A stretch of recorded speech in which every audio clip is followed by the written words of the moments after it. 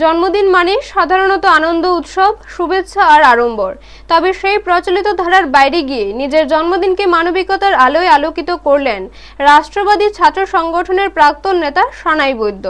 ব্যক্তিগত আনন্দকে সমাজের সঙ্গে ভাগ করে নেওয়ার বার্তা দিতেই তিনি বেছে নিলেন এক অনন্য উদ্যোগ। দক্ষিণ ত্রিপুরা জেলার জোলাইবাড়ি বিধানসভার পশ্চিম জোলাইবাড়ি এলাকার বাসিন্দা সানাই বৈদ্য প্রতি বছরের ন্যায় এবছরও সামাজিক কার্যক্রমের মধ্য দিয়ে তার জন্মদিন উদযাপন করেন। এদিন তিনি উদয়পুর মহকুমার অন্তর্গত গোকুলপুরস্থিত অমৃতালয় বৃদ্ধাশ্রমে গিয়ে সেখানে বসবাসরত বৃদ্ধা মায়েদের সঙ্গে সময় কাটান। তাদের হাতে মিষ্টি ও সামান্য কিছু উপহার তুলে দেন এবং খোঁজ খবর নেন। বৃদ্ধাশ্রমে উপস্থিত আবাসিকদের মুখে এদিন ফুটে ওঠে হাসি ও আনন্দের ছাপ। জন্মদিনের এই ব্যতিক্রমী উদযাপন তাদের মনেও এনে দেয় এক বিশেষ অনুভূতি। কিছু সময় গল্প, আড্ডা ও শুভেচ্ছা বিনিময়ের মধ্য দিয়ে দিনটি আরও স্মরণীয় হয়ে ওঠে। সাংবাদিকদের মুখোমুখি হয়ে সানাই বৈদ্য বলেন, জন্মদিনের সামাজিক কার্যক্রমের মাধ্যমে আনন্দ ভাগাভাগি করা একটি মহৎ উদ্যোগ।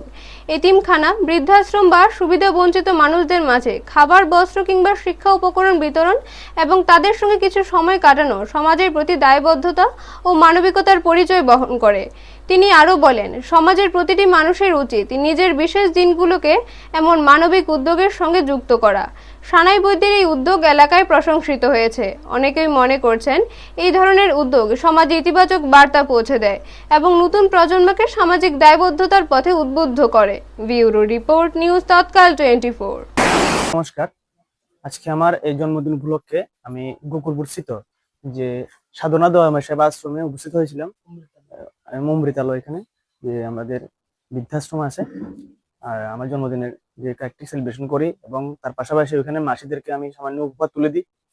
আমরা সবসময় জন্মদিন উপলক্ষে সামাজিক কাজে নিয়োজিত থাকি এবং আশা রাখবো এই সমস্ত কাজগুলি সকলে করা উচিত এবং সবাই যাতে এই আশ্রমে একবার হলো ভিজিট করে যায় এবং যে মাসিদের সহযোগিতা হাত বাড়িয়ে যায় লক্ষ্য রাখবো। আমরা সবাই জন্মদিন উপলক্ষে সবাইকে একসাথে মিলে আমরা সেলিব্রেশন করব, সে আশা রাখবো।